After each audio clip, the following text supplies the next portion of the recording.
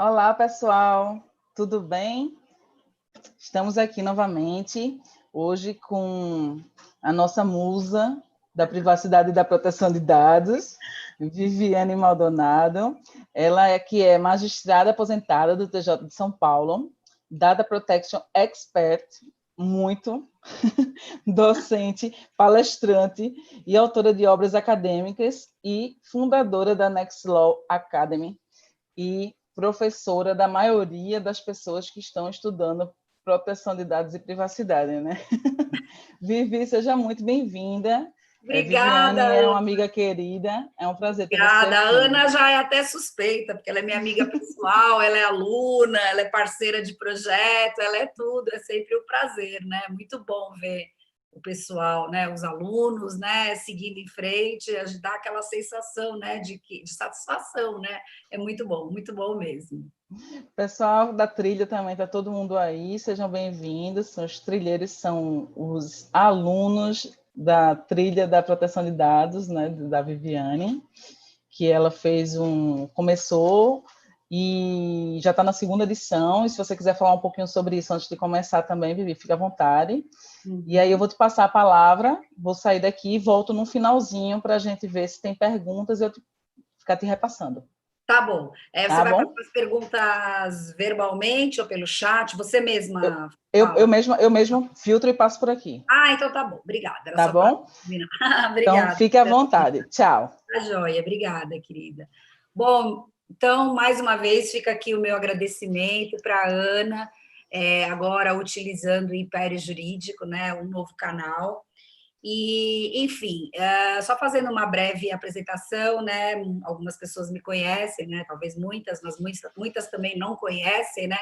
Eu costumo dizer que a gente nunca deve se iludir no sentido de que a gente é super conhecido e tal, porque não é assim, né. Eu falo que hoje, a proteção de dados, por ser um tema novo, né, embora haja muitas pessoas, vamos dizer assim, interessadas, estudando, né, eu tenho um LinkedIn com bastante gente, né, interessada em proteção de dados, mas, na realidade, isso ainda é uma bolha, né, porque se você considerar aquele universo ali de pessoas interessadas, isso é tudo muito pouco perto do tamanho do país, né? E eu digo que é pouco porque a proteção de dados, diferente de outras matérias, né, do direito, vamos dizer assim, a proteção de dados ela é transversal, ou seja, todas as pessoas, né, ou pelo menos vamos falar assim por partes, todas as pessoas que de alguma maneira atuam em alguma área ou jurídica, ou gestão, ou administração, ou segurança de informação, deveriam estar mais ou menos interessadas, porque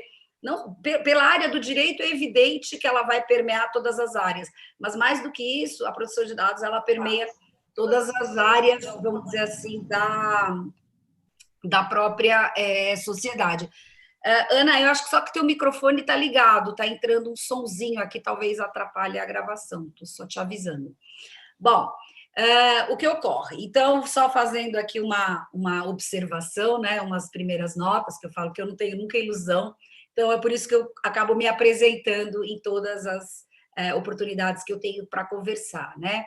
Eu fui magistrada, né, durante 25 anos no Tribunal de Justiça aqui de São Paulo, e, na verdade, em 2001 eu comecei a estudar a privacidade de uma maneira assim mais consistente. Eu fiz a minha primeira pós, que foi na Escola Paulista da Magistratura. Naquele momento eu já apresentei o meu trabalho no final de curso, né, que foi um curso que durou 2 anos, foi já o direito à privacidade das pessoas notórias. Aí depois eu fiquei um tempo sem poder me dedicar à parte acadêmica, depois de 10 anos fui fazer um mestrado em direito comparado nos Estados Unidos, e aí comecei a me dedicar realmente aí de uma maneira mais profunda e mais contextual, porque aí, de fato, eu passei a compreender essa temática em nível, vamos dizer assim, mundial, dos outros sistemas, né? Basicamente, o sistema europeu e ainda muito incipiente sistema norte-americano, né?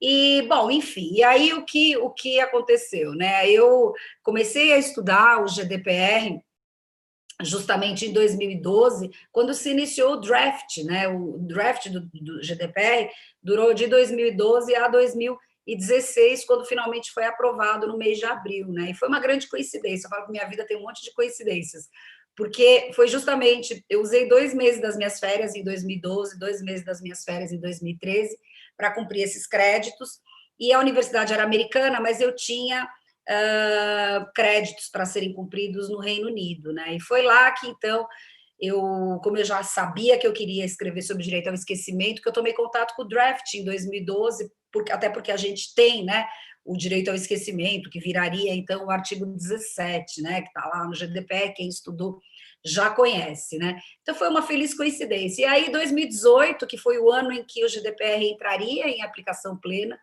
foi que eu tive uma outra grande coincidência, que eu tive a oportunidade de reunir todos os requisitos para, enfim, poder me aposentar, e foi uma opção, e hoje eu me divido entre Brasil e Portugal, e optei por ficar basicamente na área da educação, por isso que a Ana gentilmente falou que muita gente é meu aluno, mas é porque hoje a minha vida full time, ela de fato está focada na proteção de dados e na educação, e realmente eu tenho projetos meus, dou aula com parcerias com outras escolas, dou aula também em algumas escolas renomadas, tal. Então, esse é basicamente o meu histórico, né? Tem, como a Ana falou, a minha plataforma, que é a Next Law Academy, e também tem uma coisinha que é do ponto de vista que a Ana falou dos trilheiros, né?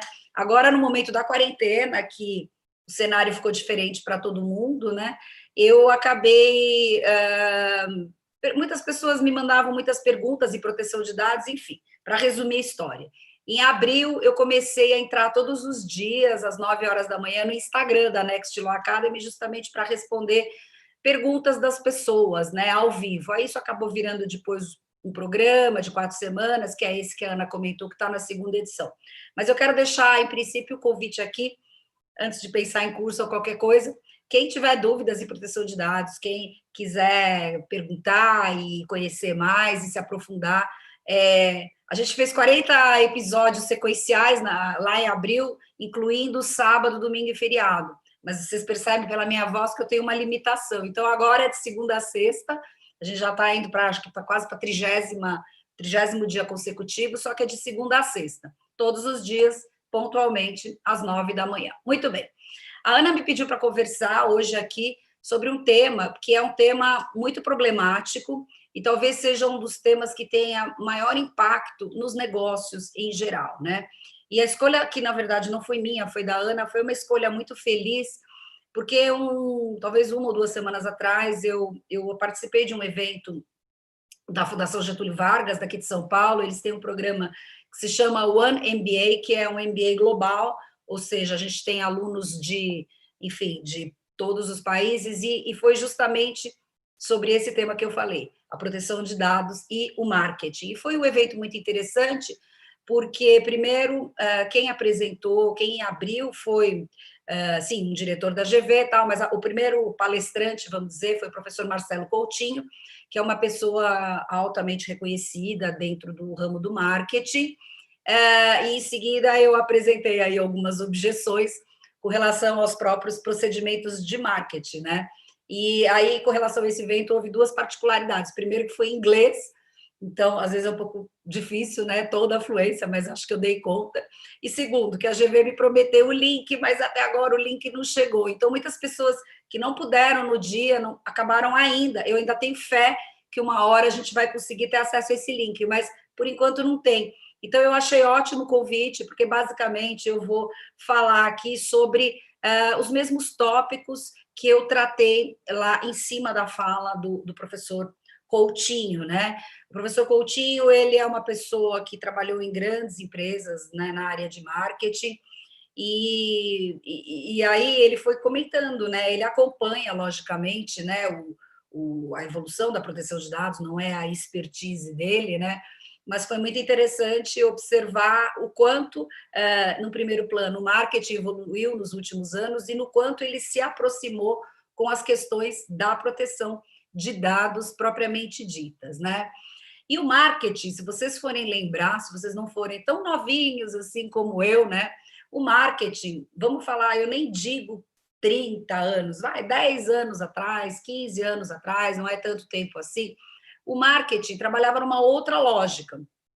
O marketing trabalhava numa lógica de placement, ou seja, você colocava. Então, por exemplo, vamos supor, eu tenho uma indústria de calçados, ok. Então, eu quero vender os meus calçados. Como é que funcionava o marketing naquela época? Funcionava assim: eu escolheria alguns ambientes que eu poderia potencialmente considerar interessantes para fazer uma propaganda da minha fábrica de calçados. Então, por exemplo, eu poderia escolher uma revista de moda, aí eu ia lá, compraria um anúncio maior ou menor, dependendo do meu budget. Eu poderia, como havia aquelas antigas listas que eram referências, poderia colocar o meu negócio num diretório, né, qualquer, que você buscasse lá calçados e você chegasse, isso é mais antigo ainda, né?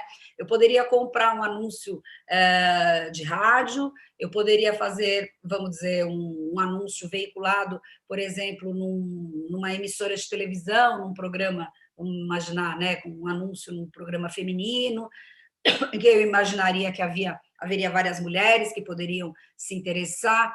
Então, o marketing, de uma certa maneira, ele era muito fixo, né?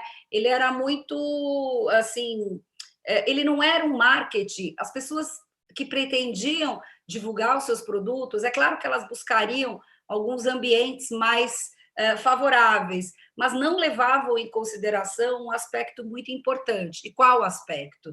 Que o marketing fosse direcionado de uma maneira bem precisa para a pessoa que poderia potencialmente adquirir aquele produto, né? Eu costumo dizer que era como você colocar um outdoor numa estrada. Um outdoor numa estrada, ou aqui eu moro em São Paulo, estou em São Paulo, ou na Avenida Paulista, pode ver que outdoor é uma coisa que desapareceu da face da terra, não só pelas leis enfim, de deixarem as cidades mais bonitas, né? Mas porque também, porque se aquilo fosse bom, talvez o lobby teria prevalecido, mas é porque era uma coisa muito cara e pouco eficiente. Eu colocar um banner gigantesco numa rodovia ou aqui numa grande avenida com uma mulher bonita com sapato, eu estou pagando muito e uma grande parte das pessoas que estão vendo aquilo não vão comprar sapato. Então, o marketing, ele não tinha encontrado o seu caminho, né? E qual foi o caminho da eficiência do marketing? Foi desistir, ou pelo menos deixar em segundo plano, porque ainda existe, logicamente, se tem revista até hoje, você vai encontrar propaganda de perfume, na tal da revista feminina, as mesmas propagandas de sapato, de perfume, de maquiagem, do que quer que seja, mas esse tipo de marketing hoje, ele é secundário com relação ao outro marketing, que é o marketing direcionado. E direcionado para quê? Direcionado para um perfil. Então, hoje, toda a orientação de vendas do marketing, ela se dá tendo em conta o quê? Toda a lógica, vamos dizer assim, toda a inteligência que está por trás do marketing, ela diz respeito especificamente a você definir em primeiro plano quem é a pessoa que você pretende atingir com minúcias. Então, por exemplo, calçados femininos. Você pode ter muitos tipos de calçados para faixas etárias diferentes, muitos estilos de calçados. Então, nem você dizer, é o calçado feminino. Mulheres, isso já não é o suficiente. Você vai ter que filtrar e você vai filtrando cada vez mais. Qual é a faixa etária que você quer atingir? Dentro da faixa etária, vamos imaginar que seja, sei lá, de 20 a 35 anos, por exemplo, tipo de calçado. Tá, mas que tipo ainda, com detalhamento, são calçados mais despojados, são calçados mais esportivos, são calçados mais sofisticados, são calçados mais com uma cara de mulher executiva que vai trabalhar e não sei o quê. Então, vocês começam a perceber que há um delineamento dos perfis, né? E aí, hoje é assim, e eu costumo dizer, nós não somos mais para o marketing nomes, né? Nós não somos mais alguém que, oi, Viviane, tudo bem? Não sei o quê. Não, a pessoa pode até te chamar pelo seu nome, mas ela chegou a você não por uma lista aleatória, ela chegou a mim porque provavelmente nem pode mais isso, né? Estou dando um exemplo bem rudimentar, porque provavelmente eu me encaixo, eu tenho um fit perfeito para ser atingido por aquela propaganda, ou enfim, aquela prospecção que possa ser feita. E aí, no primeiro plano, isso já começa a ter uma série de implicações, né? Porque você começa a compreender que para você reunir essas informações, desenvolver uma inteligência por trás disso, você precisará utilizar dados, né? Você precisará utilizar de mecanismos que façam o quê? Que coletem esses dados. Aliás, antes da coleta, que consigam exatamente detectar onde estão aquelas pessoas com qualquer perfil que você puder imaginar, né? Qualquer coisa. Eu dei um exemplo, e isso se aplica a tudo que está à venda no mundo. A gente está falando de marketing, a gente está falando de quê? De oferta de produtos, oferta de serviços. Qualquer coisa que vocês imaginarem que está disponível à venda, isso entra, vai acabar utilizando essa lógica do marketing. Então, o que você precisa fazer? É uma coisa muito interessante esse processo, né? Hoje, a empresa, que, logicamente, ela já tem os seus clientes, mas o que ela quer, a empresa? Buscar mais clientes, né? Para vender mais, enfim, para crescer o seu próprio negócio. Então, hoje, o primeiro ponto do marketing é você ter uma precisão absoluta, né? Ou pelo menos o mais aproximada que seja possível, de você compreender quem é a sua persona, né? Quem é a pessoa, o seu avatar, a pessoa que você quer, de fato, atingir. Porque se você não tiver isso, você irá perder dinheiro, porque você vai acabar distribuindo o seu material de marketing para pessoas que têm uma probabilidade menor, ou às vezes até uma não probabilidade de aquisição. Então, você tem, em primeiro lugar, que identificar, e aí, a partir do momento que você, de uma certa forma, identifica, né, você passa a enviar materiais endereçados para aquela pessoa, basicamente, para aquele grupo de pessoas. E isso se dá de muitas maneiras diferentes, né? Vamos considerar algumas questões que são bastante comuns e que as pessoas muitas vezes não conhecem, né? Não sabem exatamente como isso funciona no seu dia a dia, né? Para quem não sabe, existe algo que se chamam cookies, né? Que são arquivos, são arquivinhos, mini arquivinhos, que quando você começa a sua navegação na internet, toda vez que você abre o seu computador, por exemplo, para fazer tem alguma... Acho que uma pessoa também está entrando na imagem. Gleice, pode desligar o seu microfone? Está alternando com a minha aqui. Obrigada, querida. Então, os cookies são esses arquivos que ficam lá no seu navegador, e aí todas as vezes que você entra para fazer uma pesquisa, vamos dizer assim, esses cookies, e essa é uma questão que a gente vai comentar um pouco mais agora, esses cookies hoje já tem uma série de problemas na Europa, e eu digo na Europa porque a Europa está mais adiantada que a gente, em termos da proteção de dados, obviamente, a gente tem décadas lá de tradição, e agora aqui é que nós vamos começar a discutir com mais detalhamento essas questões. Então, todas as vezes, vejam vocês, muita gente sabe o que são os cookies, mas muitas pessoas não sabem como funciona no backstage, como funciona literalmente atrás dos cookies. Os cookies, eles podem ser de muitas categorias, né? Hoje as regras são bem restritivas e há obrigatoriedade, por exemplo, né, de consentimento para colocação desses cookies para tarefas específicas. Mas se eu pudesse colocar eles todos no mesmo balde, vamos dizer assim, né, sem fazer essa distinção do que pode e o que não pode, porque tem todo tipo de cookie, tem cookie que pode, tem cookie que não pode, e as empresas continuam usando todos, né, porque é sempre o marketing sempre pensa no quanto mais melhor, o que é até bastante contrário com a lógica da proteção de dados, né, que é desenhada e ela se assenta em cima da minimização. Então, quase que são, assim, atividades incompatíveis, que a gente tem a função de tentar compatibilizar. Os cookies, existe uma classe de cookies que faz justamente esse perfilamento, ou seja, consegue identificar claramente por meio da sua navegação quais são as suas preferências, o que você navega, até dentro das páginas que você navega, quais são potencialmente os conteúdos que você consome mais. Por exemplo, você imagina que você abra uma plataforma de notícias, qualquer uma, UOL, sei lá, qualquer uma aí que você goste, ou mesmo notícias mesmo, ou entra no G1, ou entra na CNN e tal. Lá vão ter diversas coisas, inclusive anúncios e matérias de esporte, matérias de programas de televisão, política, sei lá, tem todo tipo de assuntos de crimes, tem todo tipo de coisa. Até isso vai ser verificado quais são as suas preferências dentro da navegação. Por exemplo, imagina uma pessoa que todos os dias acessa a internet, por exemplo, para buscar notícias de esportes. Então, é evidente que aquela pessoa que ela, todos os dias, aquilo já é evidente, né? Não é que ela entrou uma vez, né? Todos os dias ela vai buscar, por exemplo, notícias de esporte, de futebol, ou o que quer que seja. Entra no site, entra no outro. Então, os cookies estão coletando esse tipo de informações, né? Coletam esse tipo de informações justamente pela replicação, conseguem fazer a identificação do que você está fazendo, conseguem fazer a identificação do tipo de produto que você consome, né? Das lojas que você percorre, enfim, todo tipo de informação que, de alguma maneira, você está entregando por meio da sua navegação. E isso, a gente vai falar um pouquinho depois com relação ao problema da proteção de dados, mas eu quero antes contar para vocês uma coisa que poucas pessoas sabem, muito poucas pessoas sabem, e eu vou começar explicando pelo mais complicado para chegar depois no mais simples, né? Imaginem o seguinte, né?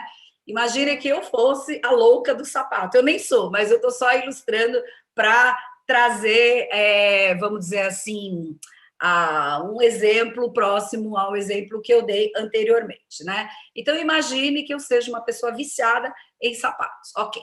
Então, eu entro na internet, eu vou olhar tutorial de moda, eu compro um sapato aqui, eu compro... Bom, então está ali definido, provavelmente já definiram, obviamente, né? Isso talvez não, isso é elementar, que eu estou na cidade de São Paulo, sabe, até o meu bairro, pelo meu IP, e já definiram outras coisas, por exemplo, a minha capacidade econômica, pelo tipo de produto que eu consumo, meu gosto pessoal, e quaisquer outras características, até mesmo faixa etária, enfim, é um conjunto de coisas, é o algoritmo, e aí isso tudo está dentro de uma caixa secreta, né? Ninguém sabe exatamente.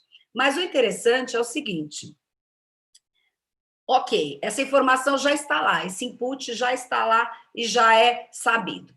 O que acontece? Vamos dizer, eu fecho aqui o computador, vou fazer outra coisa e vou terminar aqui a live, eu desligo, aí quando for, sei lá, 11 horas da noite, eu abro de novo o meu computador, porque eu lembrei que eu tenho que mandar um e-mail para uma pessoa. Muito bem.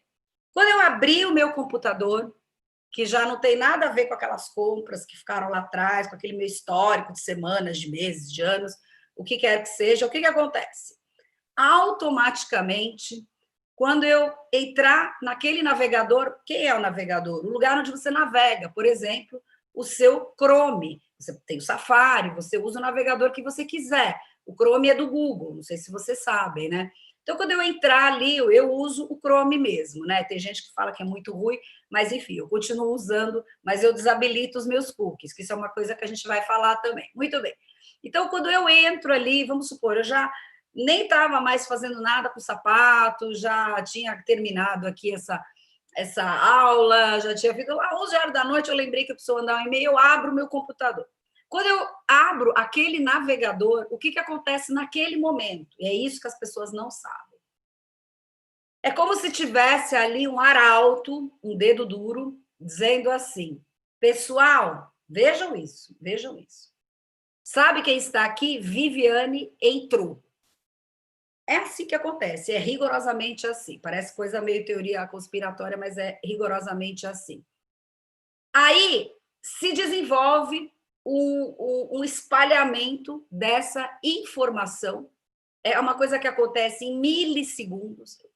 Essa informação é passada para centenas, para milhares de pessoas que têm interesse não em mim, no meu perfil de consumo, na minha faixa etária, na região onde eu moro, enfim, meu grau de escolaridade, no que quer que seja. É passado para montes de interessados em vender alguma coisa para mim, não um sapato, pode ser qualquer outra coisa que potencialmente se encaixe, porque eu posso ser um perfil para um sapato, mas eu posso ser um perfil para uma viagem, eu posso ser um perfil para qualquer outra coisa, para vinho, qualquer outra coisa, para um esporte específico, pode ser qualquer coisa. Então, o meu perfil ele pode se amoldar para muitas coisas. Por quê? Porque nós não somos só uma coisa, nós somos um conjunto de coisas, os nossos interesses, os livros que eu compro, enfim. Então, a vida, entre aspas, não são só aqueles sapatos do exemplo. Então, é um conjunto de coisas de tudo que você faz. Então, muitas empresas, muitas pessoas têm interesse em vender para aquele perfil. Ela não está me enxergando, mas ela sabe que aquelas características se amoldam a um potencial cliente para elas. Então, quando aquele cookie, por intermédio daquele cookie, diz: este perfil chegou, está online, o que acontece entre aquelas centenas de empresas que pretendem exatamente ter uma pessoa como eu para aquele específico produto? Naquele instante, numa questão de milissegundos, acontece um leilão. Não sei se vocês sabiam disso. Quem dá mais para ter a Viviane naquele momento? Isso se chama, anotem, Real Time Bidding, com 2 Ds, que é justamente um leilão em tempo real. A sigla disso qual é? É a sigla, são as 3 iniciais. RTB, Real Time Bidding. Acontece isso instantaneamente. Então, é uma operação super complexa, a gente nem tem para explicar, mas tem até as exchanges, tem até os intermediários que fazem a gestão desse leilão, eles fazem a distribuição e fazem depois como se fosse meio que a avaliação, acontece tudo instantaneamente. Então, vamos supor que eu valho 0,0 não sei o que centavos, o outro 0,03 centavos, o outro deu 0,10 centavos. Pá, esse ganhou o leilão. Esse ganhou o leilão instantâneo, real time. Ele ganhou o leilão instantâneo sobre mim. O que ele ganha o direito de fazer? Ele vai pagar para isso lá, naquela operação que é mega complexa, que inclui literalmente centenas. É uma operação, gente. Procurem na internet os fluxogramas que descrevem a operação do Real Time Bid. Vocês vão enlouquecer, vocês vão demorar 1 hora para entender um fluxograma. É muito complicado mesmo. Isso aí, para eu explicar, nem dá para explicar sem mostrar, né? Sem uma apresentação. E é mais de 1 hora só para conseguir entender o papel de cada agente dentro da operação como um todo. Mas em resumo, é isso. Então, uma empresa X, por exemplo, vamos supor, nem é de sapato, uma empresa X falou assim: eu sei que ela, por exemplo, pesquisa as viagens para Portugal, porque ela viaja para Portugal. Então, quem pagou mais ali foi uma companhia aérea, naquele caso específico. Ok, o sapato perdeu, o outro perdeu, tá? Ganhou o quê? Ela pesquisa a passagem para Portugal. Então, aquela que pagou mais falou: eu quero a Viviane, vai lá, é 0, não sei o quê, ganhou o leilão.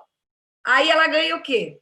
O direito de instantaneamente me aparecer promoções de passagens aéreas para Lisboa, porque eles sabem que eu tenho um apetite por consumir esse tipo de produto. Eles sabem que eu já cliquei milhares de vezes, eles sabem que eu já comprei, já sabem que eu acessei várias plataformas, tipo ver preço na Decolar, entra no site não sei o quê, entra no site não sei o quê, eles já sabem isso. Então, eles sabem que eu tenho uma tendência a me interessar por isso. E muito provavelmente, se eu que compro passagens, agora na quarentena não, né? Mas que eu acabo sempre pesquisando para, enfim, para comprar com um pouco de antecedência e procuro melhor preço, eles sabem que provavelmente eu vou clicar e provavelmente eu vá mesmo.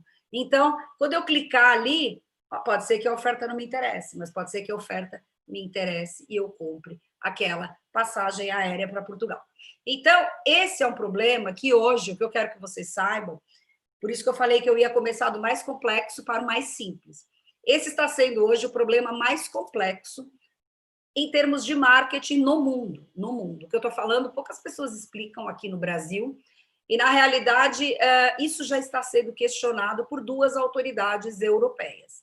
Está sendo questionado pela CNIL, que os meus queridos alunos trilheiros já sabem, que é a autoridade francesa, e está sendo questionado pela ICO, que eles também já sabem, que é a autoridade do Reino Unido, que agora saiu, né, obviamente, da União Europeia, mas a autoridade continua lá, e, aliás, a autoridade já existia desde a Diretiva 95/46 e vai continuar sendo muito boa muito embora o ano que vem o Reino Unido não esteja diretamente mais submetido ao GDPR, que é o regulamento europeu, como todos vocês já sabem, né? Então, estão questionando o quê? Estão questionando justamente essa falta de transparência, porque quando eu comento isso, e isso eu falo mais até fora do Brasil do que aqui, porque esse tema não é muito explorado, se vocês jogarem Real-Time Bidding, ICO, Real-Time Bidding, KNIL, vocês vão chegar a esses questionamentos. Na verdade, ainda as investigações elas correm em sigilo, então vocês não vão encontrar muito material. Mas quais são os pontos específicos de questionamento? Justamente essa falta de transparência, porque as pessoas nem sonham que elas estão sendo objeto de leilão. Como assim? Estão me leiloando e ninguém me avisou, não estou sabendo de nada. Então, essa falta de transparência, em primeiro lugar, e a questão específica do quê? Da ausência, e aí sim falando... A transparência é um dos princípios, né, do GDPR, começa dali. Eu estou falando duas autoridades que estão, que têm por, vamos dizer, por missão assegurar o quê? Assegurar a conformidade ao GDPR, que é o regulamento europeu. Então, óbvio, transparência está lá, é um dos princípios, e elas questionam a inexistência de base legal para isso, porque potencialmente deveria ser o consentimento. Só que, tipo, eu não me lembro de ter dado nenhum consentimento para me submeter a esse tipo de prospecção nesse modelo específico, né? Então, hoje, isso está sendo tão problemático que, veja, o Google, como vocês sabem, né, que além de ser talvez, né, claro, um dos maiores gigantes, né, de tecnologia, porque vocês imaginam a quantidade de informações que são processadas e tudo mais, por ele ser o navegador mais utilizado no mundo, não é esse real-time bidding não acontece só no Google. Todos os navegadores, o próprio Bing, que muita gente detesta, tal, mas ele também utiliza o mesmo processo. Isso é uma arquitetura de marketing que pode ser replicada em qualquer navegador, basicamente.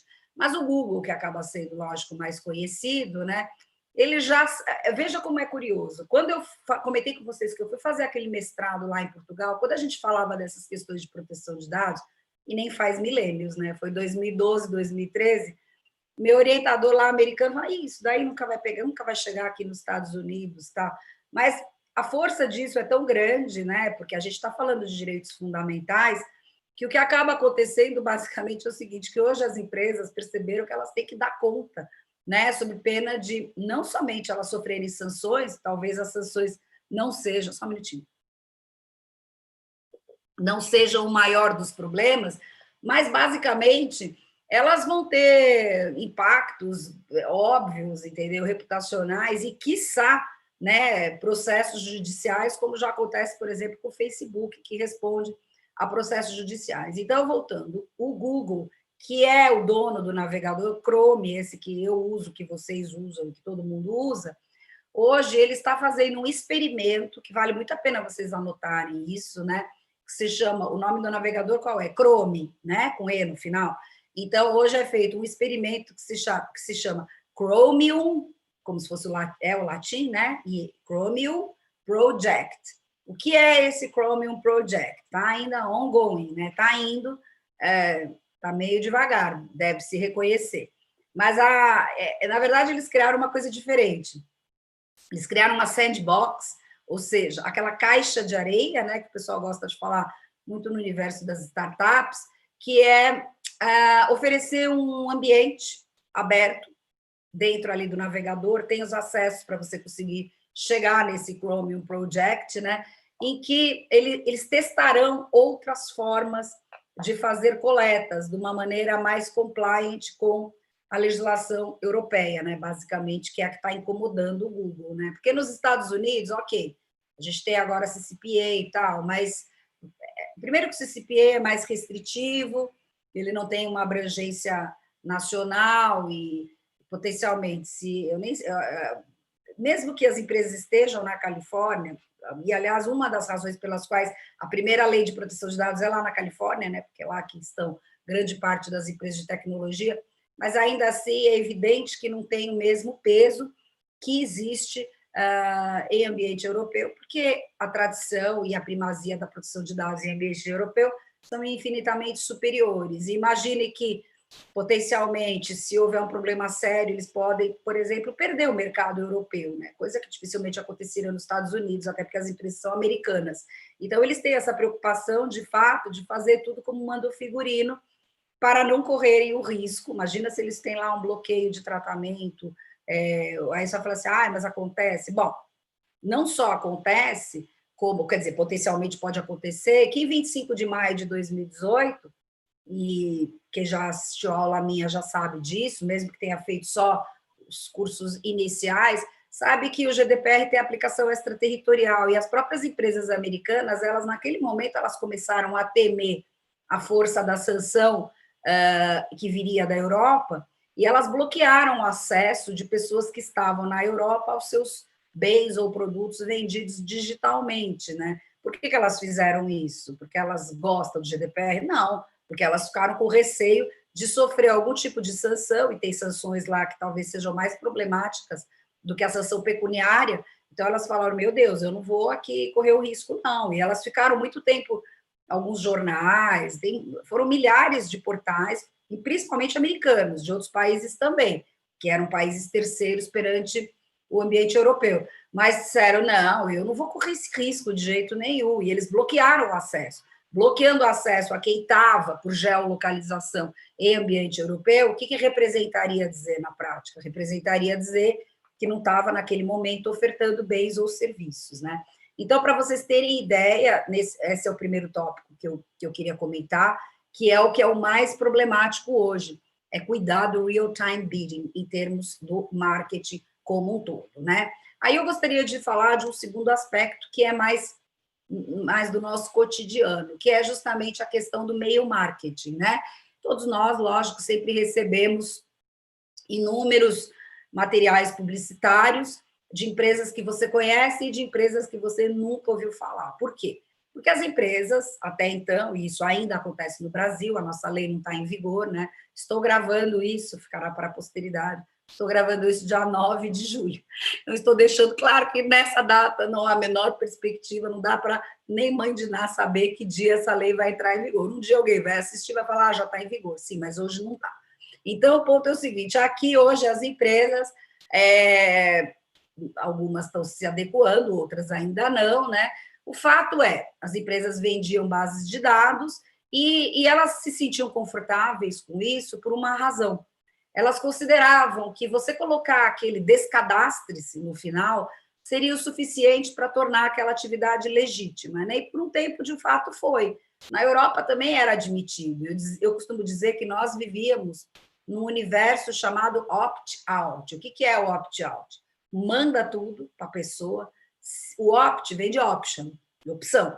Se a pessoa quiser, se ela fizer a opção de sair, ela sai, e aí a gente vai ter que respeitar. Então, tipo assim, não tem erro, manda para bilhões de pessoas, porque os que ficarem, ficarão. Então, tá lá, continuam recebendo o material. Os que quiserem sair, saem, e ok, eu fico quites e não devo nada para ninguém. Era de fato assim. Só que hoje, com as leis de proteção de dados, esse panorama mudou. Mudou como? Hoje, a gente não mora mais no planeta opt-out, a gente mora no planeta opt-in, porque as leis exigem que antes de que a empresa comece a enviar um material publicitário para você, notadamente nos casos em que você não tem relação prévia com nada, com absolutamente nada, essas coisas que você recebe tipo, no teu e-mail, tipo, venda de apartamento no bairro tal, você não sabe nem onde fica o bairro, você nem tem ideia do que se trata ali, né? Você não tem nenhuma conexão e não tem a menor pista qual foi o caminho que o seu e-mail percorreu para chegar naquela pessoa que te está mandando um material que absolutamente não é do seu interesse, não tem conexão com as suas preferências, não tem absolutamente nada com nada, né? Então, esse mundo do opt-out não existe mais e exatamente, a gente passou hoje justamente para o mundo do opt-in. Por quê? Hoje as leis definem que as empresas, essas empresas, se elas querem mandar alguma coisa para uma pessoa com a qual elas não têm nenhuma relação jurídica, elas têm que coletar o consentimento antes da remessa. Então, hoje a opção não é de sair, hoje a opção é de entrar, ou seja, eu quero receber esse material publicitário, né? Por favor, me envie, né? Então, vocês podem perceber que hoje, principalmente quem acessa sites de outros países, né? De outros países, não, né? Países europeus, em geral, né? Outros ambientes do mundo, talvez nem tanto, nem os próprios americanos, né? Que estão ainda precisando, eles estão atrás também, né? Eles ainda não têm toda essa coisa completamente estruturada, né? Mas, certamente, se você acessa sites, de qualquer coisa, quero estudar em Portugal, quero fazer uma viagem, você acessa sites lá, você vai perceber que mudou já o formato, e sob muitas perspectivas, né? Primeiro, há esse cuidado maior de dizer que, no caso, para eles poderem te incluir numa lista, porque você pode acessar um site que te interessa, por exemplo. Você está pesquisando lá uma coisa de proteção de dados, por exemplo. Se você quer fazer um curso de proteção de dados na Europa, aí você entra numa escola, lá numa universidade, tal. Você navegou. Aí, vamos supor que tem um material lá que você acessou, qualquer coisa assim, ou até não estão te oferecendo nada, mas vai ter lá uma caixinha. Você deseja receber promoções sobre cursos, eventos, tal. A partir do momento que você clicar aquilo, você está fazendo o seu opt-in. Então, ok, a empresa vai te mandar, você solicitou antes. Então, essa é a lógica, né? E, óbvio, hoje não vou ficar descendo a detalhes de bases legais, né? Mas você sabe que se tiver mais de uma finalidade, tem que ter mais de uma caixinha. Então, por exemplo, se eu estou lá no site de uma universidade que eu quero fazer um curso lá na Europa, aí eu gostei, estou lá navegando, aí me aparece lá, gostaria de receber mais materiais? Que bom, eu quero, porque eu quero saber quando que vai ter uma próxima turma, ou se vai ter um evento online que eu posso participar, eu vou lá e deixo meu nome e o meu e-mail. Muito bem. Essa universidade, ela não pode transferir os meus dados para ninguém, nem para um parceiro dela que eu possa potencialmente gostar. Por quê? Porque eu não dei consentimento para isso. Então, suponhamos que ela tenha parceiros em outro país, por exemplo, vamos supor que eu estou, sei lá, pesquisando uma coisa na Itália e essa universidade tem um parceiro, sei lá, na Bélgica, e ela gostaria de passar, porque o tema é análogo, então ela que não estou dizendo que é a mesma empresa, vamos dizer que seja um parceiro comercial, né? Então, se ela quiser transferir o meu dado para que outra empresa vá me ofertar produtos similares àquele que são no meu interesse, por exemplo, fazer um curso XYZ lá, ela teria que abrir uma segunda caixinha, né? Gostaria de receber ofertas de nossos parceiros, encaminhando materiais da mesma natureza? Você pode falar, não, eu só quero o seu, só me interessa esse curso aqui. Então, você tem que abrir uma caixinha para cada uma das finalidades, né? Então, hoje, a grande dificuldade das pessoas, das empresas, é que, assim, quem já tem uma base de dados muito grande, essas empresas falam, meu Deus, aí o que eu faço? E lá na União Europeia, o que aconteceu foi o seguinte, as empresas que já tinham essas bases infladas, que nunca tinham coletado consentimento nenhum, o que elas tiveram que fazer para ficar adequadas ao GDPR? Elas tiveram, basicamente, que reencaminhar para todas aquelas pessoas, vou falar um número qualquer, vamos imaginar que uma empresa tivesse 100 mil pessoas cadastradas lá na sua base de e-mails, muito bem. Então, para ficar adequada, essas pessoas nunca deram consentimento, foi indo, por que a pessoa não faz o opt-out? Não faz o opt-out porque às vezes nem lê, é mais fácil deletar, você não quer ficar caçando lá o unsubscribe, tem medo que aquele link dê um problema para você, que aquilo lá é qualquer coisa lá, um phishing, alguma coisa assim. Então, você já nem clica, você simplesmente clica aquela caixa de seleção que já deleta uma montanha de coisas que não te interessam. Então, a pessoa não faz o opt-out porque não faz por razões variadas. Imagine que a empresa tem lá 100 mil pessoas nessa situação. Uma parte lê, uma parte não lê, deleta, tá lá. Então, essa empresa, ela teria, e ela fez isso, as empresas fizeram isso, pegar essas 100 mil pessoas, mandar um e-mail para essas 100 mil pessoas, e foi exatamente isso que aconteceu na União Europeia. Dizer o seguinte, olha, agora nós temos uma lei aqui nova, que é o GDPR, que é o Regulamento Geral de Proteção de Dados, e para que eu continue, e eles criaram umas coisas assim impressionantes, super simpáticos, amamos, mano, você é uma pessoa incrível, tal, né? Já para tentar ali agarrar a pessoa, né?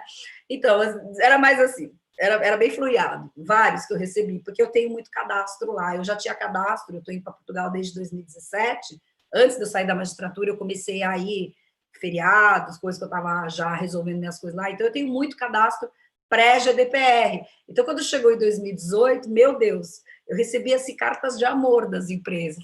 você é demais, não sei o quê, porque ali era o momento, é aqui ou nunca, né? Agora ou nunca. Então, era mais ou menos assim, olha, agora nós já temos, nós temos uma lei, e para que nós possamos continuar ofertando essas coisas maravilhosas para você, é preciso que você clique assim nessa caixinha de corações. Estou exagerando, mas era uma coisa assim, bem, né? Tentando convencer. E aí o que acontecia, né? A média era que 70% das pessoas não faziam o clicar na caixinha, que é uma ação que depende do titular. O clicar, sim, eu quero sim, pode continuar, estou super feliz, eu amo as coisas que você me manda, né? E aí aquela base que tinha 100 mil pessoas, da noite para o dia, só tinha 30 mil, por exemplo, né? E as empresas ficaram chateadas. Eu conversei com algumas pessoas lá, principalmente do ramo de imóveis, né? Que é a maior parte que eu recebia, porque eu tive procurando apartamento lá, tal, né? Então eu estava cadastrada em um monte de imobiliárias, e eu dizia assim, falava, bom, mas é melhor você ter 30 mil pessoas que potencialmente não vão comprar agora, nesse ano, no outro ano, mas que estão optando por estar ali com você, porque pode ser que um dia, sabe aquela propaganda, quando você se aposentava, morar em Portugal, o melhor lugar do mundo, qualidade de vida, ótimo, essa pessoa ela está interessada no seu produto. Você está achando que as outras 70 mil estão interessadas, elas não estão lendo seus e-mails, elas estão na lixeira delas. Então, vamos trabalhar com menos dados, porque essa lógica, o que significa na prática? Além de você respeitar a opinião do titular, além de você, enfim, não ser intrusivo, não ser invasivo, não encher a caixa de entrada da pessoa, além desse aspecto do titular, isso representa você reduzir o quê? O seu risco, gente. Quanto mais dado pessoal você tem nas suas bases de dados, aumenta o risco. As leis de proteção de dados, elas são leis que são a abordagem delas, né? A expressão em inglês é risk-based approach. A abordagem é tomando em conta o risco. Por isso que nós temos os DPIAs, tudo isso, em todo o tempo. O LIA, que é o procedimento do legítimo interesse, que também, em algumas hipóteses, vale para o marketing, quando você já tem relação prévia, tal. Então, tudo é baseado no risco, no impacto. Ora, quanto mais dado, maior o risco. Então, essa também é uma das lógicas do marketing. E aí, então, gente, só para finalizar, porque a Ana me pediu que deixasse aqui uns minutos e eu acho mesmo interessante que abrir para quem tenha perguntas, né? Para terminar, nós ainda estamos engatinhando, mas esses procedimentos todos, eles vão, em alguma medida, chegar aqui no Brasil da mesma maneira como já funciona na Europa, talvez com mais tempo, mais aos trancos e barrancos, a gente não tem a nossa autoridade, a gente não tem nem a vigência da lei, né? Como eu falei, não sei exatamente se todas as pessoas que estão assistindo estão já acompanhando, né, a proteção de dados, mas enfim, mas essa é uma realidade. E assim, por mais que as empresas possam resistir, quando vocês estiverem na negação, vocês se lembrem que os gigantes já entraram na submissão, na aceitação. Então, se os gigantes temem e passam a respeitar a proteção de dados, eles podem até odiar a proteção de dados, mas eles passam a respeitar como mecanismo necessário para eles se manterem íntegros em termos reputacionais e para eles permanecerem num bom posicionamento de mercado, eles sabem que eles terão que fazer isso. E mais dia, menos dia, será exatamente esse o quadro aqui no Brasil. A empresa pode até detestar proteção de dados, mas se ela não cumprir as regras, no final ela vai acabar gostando. Eu falo que é que nem o cinto de segurança. Antigamente as pessoas xingavam, né? Eu sou de uma época que de manhã, eu já contei essa história, algumas pessoas já ouviram, eu sou de uma época que de manhã você fazia duas coisas, né? Você botava o motor do carro para esquentar, né? Ficava lá, aquele cheiro de álcool, aquelas coisas e tal, e você fala, tem que pôr o cinto de segurança. Por quê? Porque se eu não puser o cinto, o guarda vai me multar. Era assim que a gente pensava, né? Eu, pelo menos, pensava assim. E hoje, se alguém chegar e falar para mim, passados aí, sei lá, 30 anos, tal, alguém chegar hoje e falar assim para mim, Viviane, você vai pegar a estrada, não bota o cinto não, é besteira, você não quer sair, você não vai colocar a sua família em risco, você não vai se colocar em risco e pegar uma estrada sem o cinto de segurança. Então, aquilo que antes você fazia, com talvez o receio de você ser multado, de você, enfim, ter um problema qualquer, tal, que não era o problema da sua segurança, você achava que você dirigia muito bem, que aquilo tudo era besteira, que aquilo não era nada daquilo, que você não ia correr, que você não ia fazer nada. Você só fazia isso porque era obrigatório.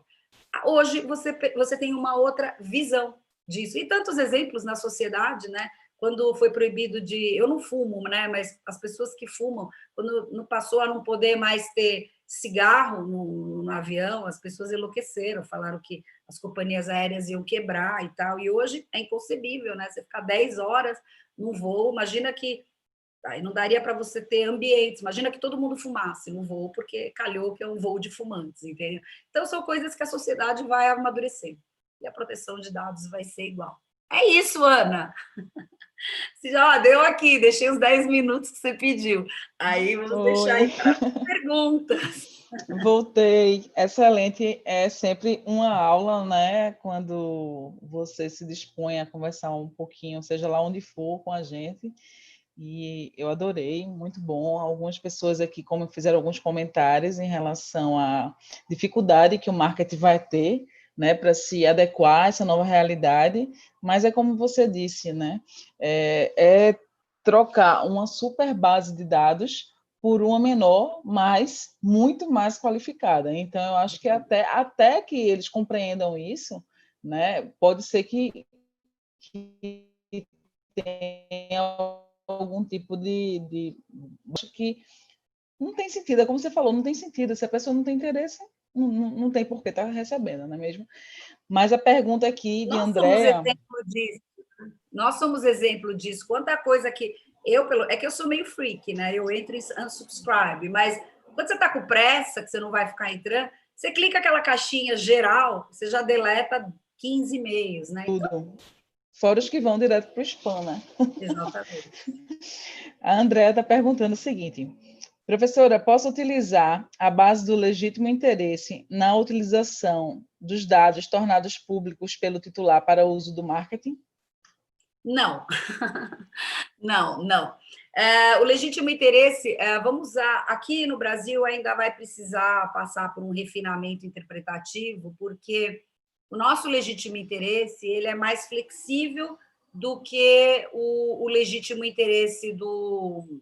Espera só mexer um negócio aqui. O legítimo interesse aqui na LGPD, né, aqui no Brasil, ele é mais flexível do que o legítimo interesse no GDPR. Eu não diria nem que ele é mais flexível, mas ele abre margem para algumas interpretações não muito alinhadas com o sistema de proteção de dados. Quando você fala de apoio das atividades do controlador, não é qualquer apoio, não é qualquer objetivo que a empresa tenha que poderá justificar, porque é o que eu sempre digo, se fosse assim, objetivo de lucro, objetivo de vender, objetivo de crescer, então nem precisava o quê? Ter outras bases legais, e a gente tem uma montanha de bases legais, muito mais do que o GDPR, a gente tem 10 bases, lá são 6, né?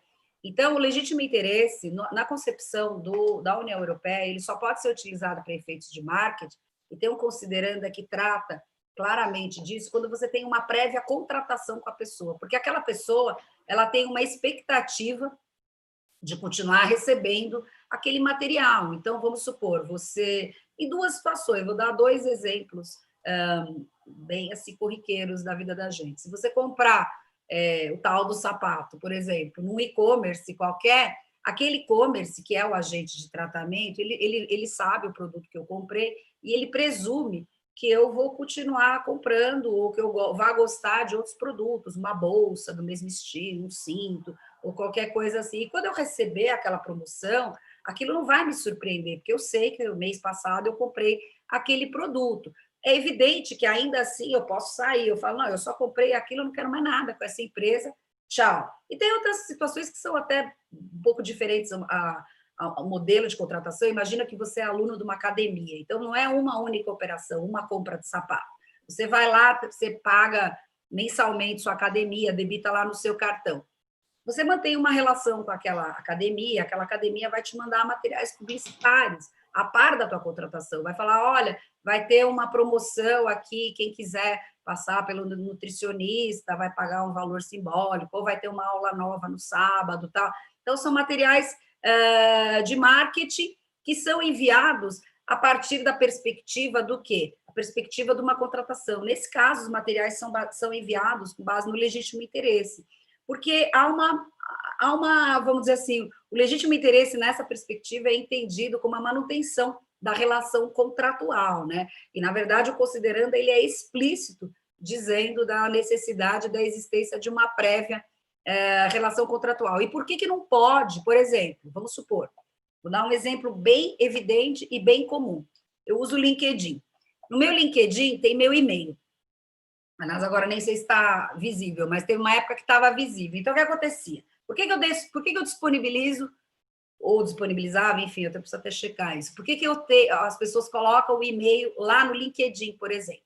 O LinkedIn é uma rede de network. Então, seja porque a pessoa está procurando emprego, ou porque ela quer fazer relacionamentos ali, profissionais, conhecer pessoas que se interessam pelos mesmos temas, trocar experiências, organizar coisas, enfim, tudo aquilo dentro de uma amplitude, vamos dizer assim, profissional e limitada àquelas circunstâncias. Então, se alguém, eu coloquei publicamente o meu e-mail, óbvio que qualquer pessoa que dentro daquela perspectiva vá utilizar o meu e-mail para me mandar uma mensagem dentro daquele contexto, é absolutamente legítimo. Agora, não poderia, por exemplo, uma pessoa, um e-commerce, que não tem nada a ver, vamos supor, um e-commerce que vende eletrônicos, por exemplo, sei lá, computadores, tablets, não sei o quê. Ele vai lá, ele varre todos, ele bota um robô lá, ele varre todos os e-mails abertos do LinkedIn para construir uma base, para enviar para essas pessoas, para mim e para as outras milhões de pessoas que têm os seus e-mails disponibilizados, ofertas de computadores lá no meu e-mail, lá que não tem nenhuma, eu nem vou saber que ele coletou lá. E qual é a lógica disso? A lógica é que houve uma mudança da finalidade. E a finalidade, ela é um pressuposto muito restritivo nas leis de proteção de dados, né? Então, você não pode alterar a finalidade. A finalidade, quem deu ali fui eu, que é dentro do âmbito esperado de uma rede de relacionamentos profissionais. Ninguém pode se apropriar de fotografias para outros fins, ou, enfim, e-mails, ou quaisquer outras informações, as informações que você disponibiliza lá no seu perfil do LinkedIn, os lugares onde você trabalhou, onde você estudou, onde você trabalha, enfim, imagina que as pessoas se utilizassem das suas informações para outras finalidades, para finalidades também não só criminosas, vamos dizer assim, mas finalidades de marketing, está fora da finalidade, então não pode. E mais, Ana? Tem mais uma só e a gente encerra por causa do horário, para você não ficar, né, muito a garganta piorar. A Andrea perguntou, diante desse contexto que a senhora falou, né, das restrições e tal, como é que a senhora acha que as empresas podem prospectar novos clientes? Usando a criatividade. Então, elas podem criar mecanismos em que elas possam até pretender, lógico, ofertar alguma coisa. É claro que cada uma vai ter. Hoje vocês vejam que, por exemplo, os e-commerces utilizam, né? Para ganhar um desconto, tal. Ok, é para o desconto, mas aí a empresa ela tem que acrescentar, que é como foi feito na Europa, tem que acrescentar o seguinte, né? E na verdade ela não pode nem vincular, ela pode colocar assim: você gostaria de receber. Ela não pode falar assim, você só vai receber um desconto se você der o seu e-mail. Não pode a chantagem dentro da proteção de dados, mas você poderia, por isso que eu falo, é a criatividade, fazer uma formulação legítima. Vamos supor que ela desse mesmo um cupom de desconto, porque você não é cliente, sabe aquela coisa, primeira compra ganhe 10%, cupom 10, ok. Então, se fosse para fazer da maneira correta, ela poderia dizer assim, olha, então você anota o teu e-mail, você vai preencher aqui o e-mail, você vai receber lá no teu e-mail um cupom para você utilizar e ter 10% de desconto nos produtos, ok. Se você pensar no cupom como a primeira compra, então essa seria uma finalidade que se esgotaria, então não seria suficiente, você teria que criar uma outra coisa adicional. Então você poderia dizer, além disso, porque a pessoa ela tem a opção de querer só esse cupom e não querer mais nada. Sempre, para cada finalidade tem que ter uma concordância, um consentimento específico. Então, você poderia dizer o seguinte, ok, então vou te mandar os 10% lá no seu e-mail. Você gostaria de receber ofertas de produtos e novos descontos futuros, por exemplo? Se a pessoa disser sim, tá correto. Aí já está resolvido o problema, porque ela vai te mandar um e-mail diante de uma oferta que você fez, e é claro que a pessoa pode sair a qualquer momento, né? Mas enquanto você não falar nada, como você concordou, sim, por favor, eu amo descontos, pode me mandar. Eles não perguntam assim, quem ama desconto, não sei o quê. Se você diz que você ama e você quer receber, está feita a prospecção. E cada modelo de negócio vai utilizar a linguagem, né? E os mecanismos adequados para o seu modelo de negócio. Mas, basicamente, você tem que encontrar, se você não sabe como fazer, você tem que procurar. Eu nem sei com o que eu estou falando, gente, nem sei quem é a Andréia, eu estou falando abstratamente. Se você não sabe como fazer, você tem que procurar um profissional que possa te orientar sobre o enquadramento, né? Mas, claro que aí há maneiras e maneiras de fazer para você conseguir atingir a sua finalidade. É, André, maravilha. Ai, André,